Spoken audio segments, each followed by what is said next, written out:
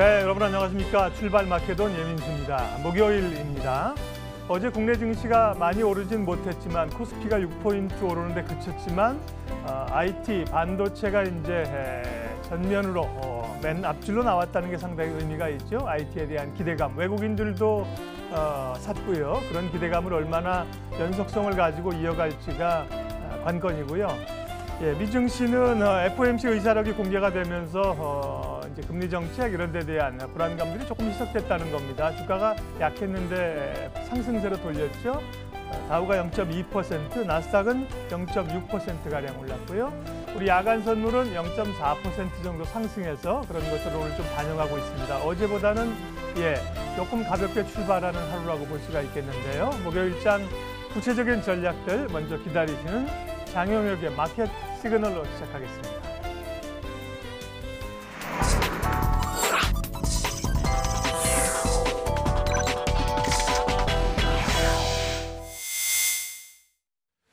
네, 시장의 중심을 잡습니다. 장영혁의 마켓 시그널, 장영혁 한국투자증권 이프렌드웨어 팀장 오셨습니다. 어서 오십시오. 네, 안녕하세요. 네.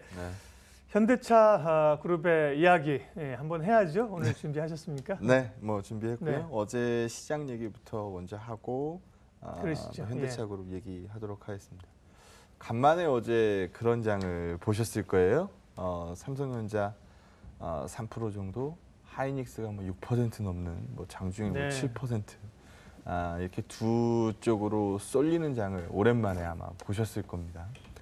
근데 어제 이 시장 바이오도 없고 사실 뭐 대북 쪽도 굉장히 약했다라는 표현이 맞겠죠. 장 초반보다는 나아졌지만 뭐 강하지 않았으니까요. 그래서 세계 축내에서 IT가 전면으로 뚝 하고 튀어나오니까 다른 종목들이 어떻게 되든가요? 다른 종목들 시세가 훅 떨어지죠. 그리고 어제 외국인들 수급이 현물에서 2,840억 그리고 선물에서 5,940억 세게 들어왔어요. 근데 이게 평소에 종목장 매매할 때는 외국인 매매가 이렇게 안 들어오잖아요. 우리 그렇죠. 요즘 매일 확인해 본 결과로는. 예. 근데 삼성전자 하이닉스 움직이니까 수급이 이렇게 들어와요. 어제 현물 2,840억 중에 삼성전자하고 하이닉스하고 합치면 3,500억 샀습니다. 그러면 두 종목으로 3,500억 사고 시장 총 매수는 2,840억이면 그냥 두 종목 산 게 다라는 얘기죠. 선물과의 동행이 나오는 뭐 삼성전자 하이닉스니까 선물단 당연히 플러스 떴을 거고요. 이게 어제 시장을 그냥 한마디로 표현하면 두 개가 뛰니 나머지가 조용하네. 뭐 이 정도로 얘기할 수 있다라는 겁니다. 요즘 뭐 우리 방송에서도 그렇고 뭐 제가 운영하고 있는 이 네이버 블로그에서도 그렇고 뭐 상당 부분을 제가 반도체 얘기로 할애를 해서 얘기를 했는데요. 전면으로 뛰어나오고 있는 뭐 충분히 기대할 만한 그 시세들 어제 나타났다. 뭐 수급이 워낙 강했기 때문에 오늘 시장에서 연속성 한번 지켜보도록 하겠고요. 어제 아침에도 하이닉스 신고가 얘기하고 나서 아침 갭서부터 뭐 이미 뭐 신고가를 뚫어냈고 아침에만 샀어도 그나마 좀 낫겠죠? 네, 어제 위로 쭉 뻗었으니까. 그래서 아무도 가보지 않은 영역입니다. 그래서 여기에 대한 기대감 남아있다라고 볼 수 있고요. 어제 미증시는 5월 FOMC 의사록이 공개됐는데 6월에 금리 오릅니다라는 건 우리 모두 다 알고 있는 바잖아요. 금리 인상 가능성 거의 100% 반영하고 있으니까. 지금 이제 관심이 모아지는 거는 인플레 데이터 해석을 어떻게 하느냐라는 부분인 건데 일시적으로 보고 있다는 겁니다. 그러니까 지금 2% 인플레 레벨에 도달은 했지만 이게 오랜 기간 유지될 거라고 확신하기 어렵다라는 문구를 섞으면서 어제 유럽장도 그랬고요. 미증시 장 초반은 굉장히 약했어요. 어제 초반 분위기 굉장히 약했거든요. 네. 어제 우리 장 끝나고 나서 시간에 이 거래에서는 뭐 상당 부분의 주식들이 마이너스를 기록을 했으니까요. 그러니까 유럽장 깨지고 미증시 선물 보면서 내일은 녹록치 않겠구나 라는 걸 반영했었던 게 어제 뭐 미증시 출발 분위기인데요. 의사록 들은 다음에 분위기가 싹 달라졌죠. 그래서 반등폭을 세게 만들어냈으니까요. 그 부분도 주목해 보시면 좋을 것 같고요. 오늘 우리 금통위 열립니다. 맞습니다. 예. 근데 금통위에서 뭐 금리 오릅니다 이 얘기는 못할 것 같고요. 소수론이 나오는지 여부 시장에서 관심이 많으니까요. 그 부분 참고해 보시면 좋을 것 같습니다. 그럼 준비된 내용 뭐 시작하도록 하죠. 첫 번째는 현대차 얘기. 제가 이거 어제 뭐 블로그에도 제가 한번 풀어냈는데 두 가지 시나리오가 존재한다라고 봅니다. 그 얘기를 먼저 좀 한번 해보도록 하겠습니다. 어제 아침에도 우리가 대충 이제 웅만 떼고 들어갔었던 게 모비스한테는 긍정적일 거고 글로비스한테는 어쩔 수 없이 악재일 수밖에 없다라는 부분 주가가 얘기했는데 그대로 말해줬죠, 어제? 글로비스가 어제 2%대 상승 나왔고 네. 수급으로 보면 외국인이 좀 샀고 기관이 소폭 팔았고 글로비스는 5% 빠졌으니까요. 예, 어제 우리가 말씀드렸던 부분에서 크게 벗어나지 않는 그러면 향후 시나리오를 좀 읽어보고 그러면 향후에는 어떻게 될 거냐라는 부분에 제가 얘기하는 거니까 정답은 아니고요.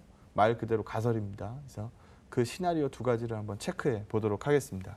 첫 페이지 보시면은요. 일단 여기서 볼 수 있는 것처럼 우리 이거는 과거에도 한번 얘기했었죠. 매수청구가의 다가선 주가가 뭘 말해주고 있을까요? 제가 보기엔 깨질 것 같은 딜입니다. 결국 깨졌죠. 예.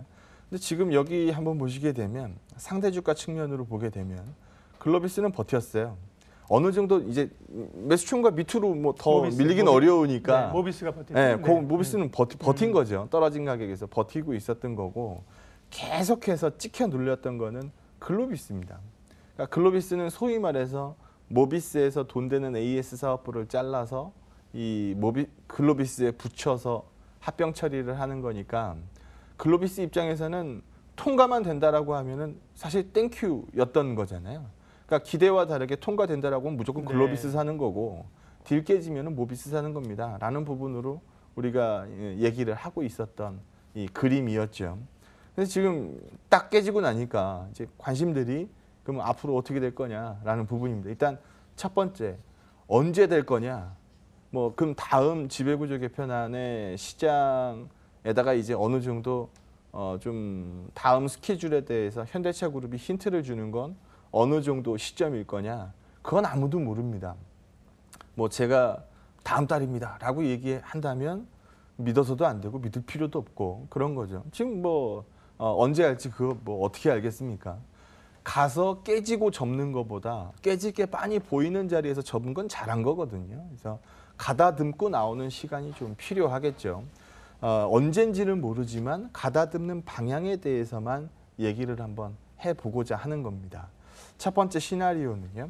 여기 보시는 것처럼 지금 현재 구조서부터 좀 살펴보면 모비스가 현대차를 소유하고 현대차가 기아차 소유하고 기아차가 다시 모비스 소유하는 순환 출자 구조를 갖습니다. 그러니까 지금 공정거래위원장 같은 경우에도 이번에 이 현대차 개편안 이 딴지 걸지 않았어요. 예. 오케이 사인 줬던 거였거든요. 순환 출자 구조를 깰 수 있다라는 부분에 상당 부분 점수를 줬었던 것으로 보여집니다. 결국 여기로 넘어가는 기아차에서 모비스로 넘어가는 이 지분을 끌고 와야 된다는 얘기거든요. 그럼 이거를 끌고 올 수 있는 방안을 계속 찾고 있는 거죠. 근데 이거를 기아차에서 그냥 낼름 빼들어와 버리면 기아차 주주들이 찬성하겠습니까? 화가 많이 나겠죠. 그래서 이 방법을 택하지 않고 이 모비스를 쪼개는 방법으로 이 택을 했었던 거죠. 그러니까 이 쪼개고 난 다음에 이 지분은 홀딩스 쪽으로 남기고 사업회사 쪽은 글로비스와 합병을 시켜서 그 부분을 가지고 수합 처리, 향후에 수합 처리를 통해서 이 기아차가 들고 있던 지분까지 가지고 오겠다라는 게 기존의 개편안입니다. 근데 이번에 빵꾸가 났죠. 미끄러졌지 않습니까? 이유가 뭔가요? 이거 왜 쪼개는 거냐? 왜 모비스 주주들한테 불리한 조건으로 쪼개냐? 라는 부분으로 얘기가 나온 거죠. 그러면 쪼개는 것도 반대인데 그러면 헐값에 이거 글로비스 대주주가 영향력을 가장 많이 미치는 글로비스한테 돈 되는 AS 사업부를 뚝하니 붙여주는 게 이거 잘하고 있는 거 맞냐? 라는 부분으로 얘기를 많이 한 거죠. 그러면서 뭐 합병 비율도 이거 뭐 잘 산정한 거냐? 뭐 이런 식으로 얘기가 많이 나왔습니다. 그 얘기는 있었지만 사실 엘리엇이 뭐 옆에서 많이 찔렀죠. 않았으면 사실은 뭐 갈 수 있었던 분위기인데 많이 찔렀죠. 그리고 많이 찔렀고 어제도 얘기했었던 것처럼 이 캐스팅 보트는 국민연금 9.8%인데 국민연금 9.8%가 이 찬성을 찍을 수 없는 환경에 다가서고 있었기 때문에 현대차가 후퇴한 것으로 보여집니다. 그러면 첫 번째 우리가 접근할 수 있는 시나리오는 그럼 일단 글로비스를 좀 키우고 등치가 커진 다음에 합병 비율을 산정을 하면 그거는 좀 불만이 덜할 것 아니냐라는 접근입니다. 그러니까 실제로 현대차 그룹에서 이 합병 비율을 뭐 얼마만큼 기존 모비스 주주들한테 유리하게 바꿔줄지 이거는 잘 모르겠습니다만 기존에 뭐 10만큼 주고 이 빠꾸 먹었으면 적어도 10 이상은 줄 거라는 거죠. 그래서 그 영향력을 행사하기 위해서 일단 글로비스 등치가 좀 커야 되니까요. 뭐 M&A가 될 수도 있고 뭐 일단 글로비스 등치가 좀 커지고 난 이후에 그 다음에 이제 레버리지를 일으켜서 뭐 기아차 지분을 매입을 한다라든지 뭐 이런 식의 시나리오 생각해 볼 수 있을 것 같습니다. 두 번째 시나리오는요. 우리한테 굉장히 친숙한 그림이죠. 기존에 우리가 예상하고 있었던 그 그림입니다. 그래서 여기서 볼 수 있는 모비스를 일단 쪼개는 그림까지는 사실 맞고요. 재상장시키는 거죠. 그러니까 이 시장에 나오지 않고 그냥 바로 합치려고 하다 보니까 모비스를 재가치를 줬냐 안 줬냐 뭐 이 얘기가 나오고 있으니까 이거 담은 뭐 한 달이라도 바깥에서 매매해보게 돌아가 보면 가치가 산정이 될 거 아니냐. 그럼 그 가치에 맞춰서 글로비스하고 합병 처리를 하면 합병 비율이 페어하게 나올 테니까 그 이후에 이제 오너 일가 쪽에서는 글로비스 지분보다는 모비스 지분이 필요할 테니 그때 공정가에 나온 상태에서 스왑 처리해서 처리하자. 이거 우리가 예전서부터 생각했었던 그림이거든요. 그래서 이번 시나리오 쪽은 뭐 지난번에 워낙 파격적으로 한번 발표가 나왔었기 때문에 이거 뭐지라고 했지만 이번 시나리오는 우리한테 굉장히 익숙한 그림입니다. 그래서 정석대로 공략하는 카드를 택한다라고 하면 이번 시나리오 가능성도 있다라는 거죠. 그래서 중요한 건 언제인지 시점에 대해서가 불확실성이라는 점이고 갈 수 있는 시나리오 방향에 대해서는 대충 시장이 인지하고 있다라고 보시면 될 것 같습니다. 예. 자, 어떤 카드를 내놓을지 현대차 그룹도 이제 뭐 고민이 많아진 상황입니다. 조금 더 이제 시간과 방법들을 가지고 봐야 될 것 같고요. 어쨌든 현대차 그룹 주들은 탄력을 좀 잃었고 뭐 그에 비하면 사실 어쨌든 그렇게 뭐 충격적이다 주가가 그런 수준은 아니었었거든요. 그렇죠. 네. 오래 늘어지지 않을 거야를 뭐 기대하고 있는 그림인 것 같아요. 그리고 뭐 올랐던 것도 사실 없고 그 얘기 그렇죠. 나오면서 이제 미리 다 뱉었고 글로비스만 한번 뻥 튀었다가 이제 다시 내뱉은 상태였기 때문에요. 예. 다음은 반도체 얘기하겠습니다. IT가 전면에 이제 나서고 있다고 말씀드려서 반도체 삼성전자, SK 하이닉스가 있고 뒤에 이제 장비나 부품잔들에 대한 기대감이 있는 건데요. 말씀했었던 그 연속성 얼마나 나올까요? 일단 저는 그 밑단까지는 사실 아랫목이 따뜻해야 번져 나가는 거잖아요. 그래서 저는 아랫목 자리에서부터 좀 관심 있게 말씀을 좀 드리고 있는 거고요. 삼성전자 하이닉스면은 사실 지금 충분한 국면입니다. 일단 두 종목의 뭐 NH증권 리포트인데 하나는 제가 과거에 한번 소개시켜 드린 적이 있고 하나는 어제 나온 리포트니까 간단히 소개를 좀 드리도록 하겠습니다. 어제 제가 마지막 마무리 전략 코멘트 할 때 삼성전자 하이닉스 이거 안 빠지면 시장 급락 확률 제로다라는 부분으로 말씀을 드렸었는데요. 어제 뭐 충분히 그 그림을 설명하지 않았나라고 판단이 좀 됩니다. 자료 한번 보시면은요. 삼성전자는 사실 TSMC 같은 파운드리 포커싱은 아니에요. 그러니까 자기가 소진해야 될 반도체 물량이나 아니면은 시장에서 본인 메이커를 달고 팔 수 있는 반도체를 만들어내는 회사죠. TSMC 같은 경우에는 위탁 생산, 파운드리 사업을 굉장히 크게 합니다.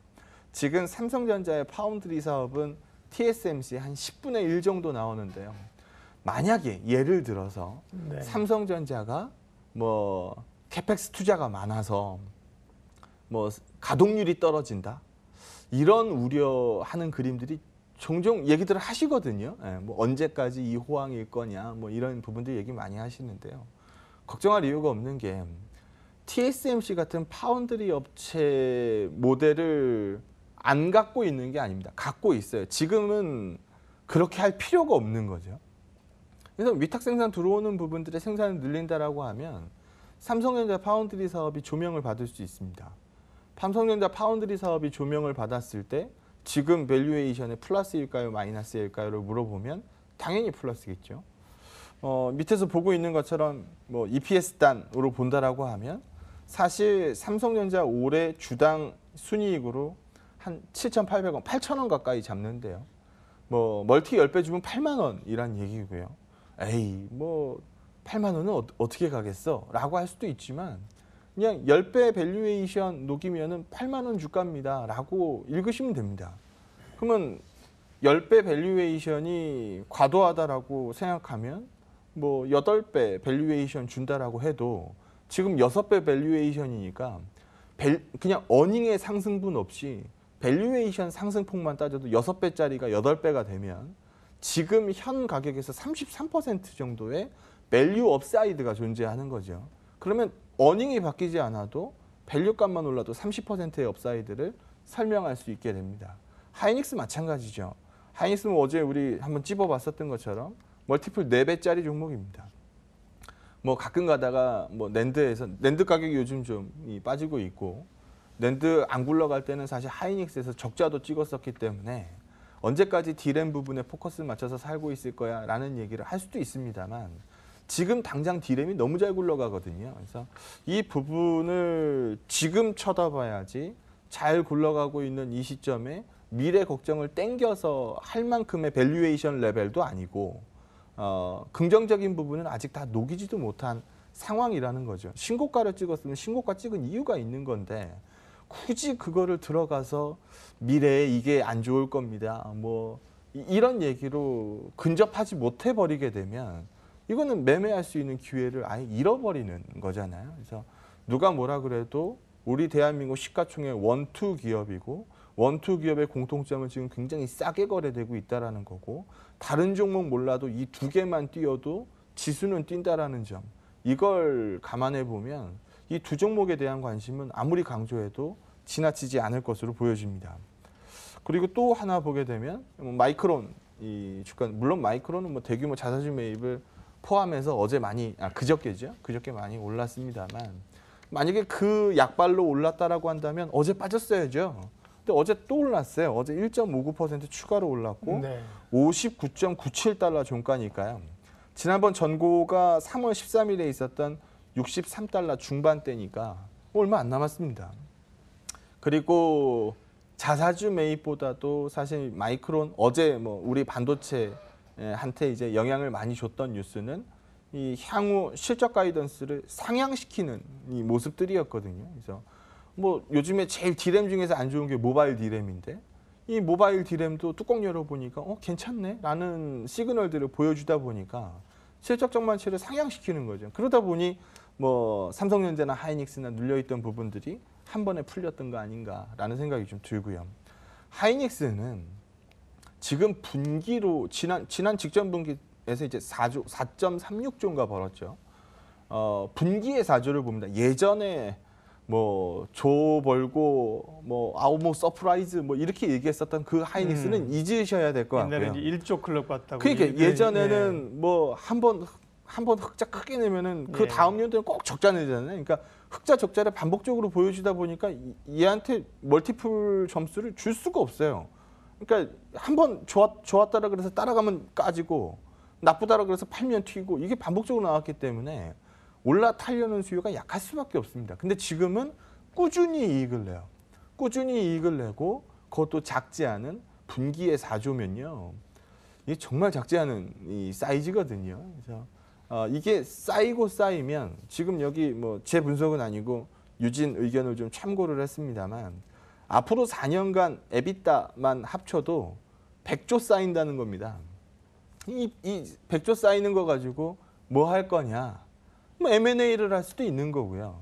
뭐 캐펙스 투자를 뭐 할 수도 있는 거고요. 하지만 이제 디램 메이커들이 캐펙스 투자를 너무 과도하게 진행하면 공급 과잉 얘기가 나오게 되니까 우리가 이 빗그로스를 상당 부분 좀 높은 걸 좀 경계하는 움직임이 굉장히 강하죠. 그래서 캐펙스보다는 사실 M&A 쪽 카드를 쓸 가능성이 굉장히 높고 이 과정에서 뭐 지배구조 개편 가능성도 배제할 수는 없고요. 지금 하이닉스가 위치해 있는 자리가 텔레콤 밑자리거든요. 그러면 하이닉스가 돈을 아무리 많이 벌어서 배당을 때려도 텔레콤한테 가야 돼요. 그럼 텔레콤은 그 배당을 재원으로 가지고 또 지주사 SK한테 배당을 때려야 되니까 중간에 세금이 2번 걸러집니다. 그래서 지배구조 개편 가능성도 굉장히 높고요. 지금은 SK 입장에서는 손자회사이기 때문에 그 밑단으로 M&A를 하게 되면 지금 법상 몇 퍼센트를 사야 돼요? 100%를 사야 돼요. 그러면 M&A에 굉장히 부담이 많이 가겠죠. 근데 이걸 자단으로 올리게 되면은 100%안 사도 되거든요. 그래서 그런 식의 움직임들 뭐 추가적으로 감안한다라고 하면 뭐 지금 엄청난 그 현금 창출력을 상당 부분 신고가의 이유로 설명 가능하다라고 볼 수 있고요. 타 업체들과 비교해서 보면 물론 뭐 단순 비교는 어렵습니다. 얘네들은 얘네들 나름대로의 밸류에이션 레벨이 있고, 그러니까 시장 밸류에이션 자체가 다른 거기 때문에 그래서 뭐 하이닉스는 이익은 이만큼 내지만 시총은 요것밖에 안 되니까 뭐 이건 뭐 무조건입니다. 뭐 이렇게 해석해서는 안 되지만 여기서 보시는 것처럼 뭐 격차가 작지 않거든요. 사실 단순 비교하려면 하이닉스와 마이크론 정도 비교하는 게 맞을 것 같은데요. 그래서 뭐 비싼 레벨, 뭐 비싼 밸류에이션, 뭐 과도한 시총 절대 이런 그림은 아닙니다라는 부분을 말씀드릴 수 있고요. TSMC가 파운드리만 하는데 하이닉스보다 훨씬 비싸거든요. 그래서 그런 부분들도 같이 볼 수 있을 것 같고요. 삼성전자는 뭐 결국 반도체가 매겨 살려주고 있는 거고요. 반도체가 언제까지 이렇게 할 거야? 라는 부분이 한참 얘기가 나올 때쯤이면 또 과거의 먹거리였던 IM 사업부, 핸드셋이죠. IM 사업부가 또 어닝을 또 늘려줄 걸로 보고 있고요. 그래서 이익에서 차지하는 비중을 지금 현재는 뭐 반도체만 보고 있습니다만 이것만 있는 것도 아닙니다. 하이닉스처럼 온리 메모리만 있는 사업이 아니기 때문에 이 부분도 플러스가 될 수 있을 것 같고요. 그래서 이 그림 얘기 많이 하시거든요. 반도체가 올해를 피크로 해서 어닝이 감소하기 시작할 거다. 근데 지금은 그러니까 피크 가격이다. 이 얘기도 굉장히 많이 하시거든요. 근데 지금 이거를 녹이지도 못, 이 17년도 어닝도 다 못 녹이는 주가 레벨인데 이걸 녹였으면 밸류에이션 6배에서 거리가 되겠습니까? 그래서 아직 밸류에이션을 다 녹이지도 않았는데 까질 밸류에이션만 먼저 생각하고 있는 것 같아요. 그래서 반도체 감익을 얘기하기 전에 지금 엄청난 이 호황을 주가에 다 녹이지도 못했다. 이걸 생각하는 게 먼저 아니겠느냐. 뭐 최근에 삼성전자 공매도 계속해서 업데이트 드렸던 것처럼 신규 공매도가 뭐 공략에 실패한 것으로 보이기 때문에 분명히 커버링이 들어옵니다. 그 커버링 시점에 대해서 기대치를 더 끌고 가는 게 맞을 것 같다라고 판단합니다. 예, 시장의 대표값이라는 의미에서 삼성전자 하이닉스의 이 상승은 반가운 것이죠. 그리고 삼성전자 이전보다 이제 우리가 쉽게 살 수 있는 그런 그럼요. 가격단이 됐기 때문에요. 네. 예, 전략 마무리하겠습니다. 반도체가 강해지니까 외국인 수급이 어제 티가 바로 나요. 예, 오늘도 그 연속성을 기대하셔야 될 것 같고요. 물론 시장의 유동성이 무한하지 않기 때문에 한쪽으로 쏠리면 다른 쪽으로 쏠렸던 관심은 일부 떨어질 수밖에 없습니다. 그래서 세 개의 축으로 시장을 읽었으니까요. 오늘도 그 패턴 기억하시기 바랍니다. 네, 첫 코너 장영혁의 마켓 시그널 한국투자증권 장영혁 팀장님 함께했습니다. 고맙습니다. 네, 고맙습니다.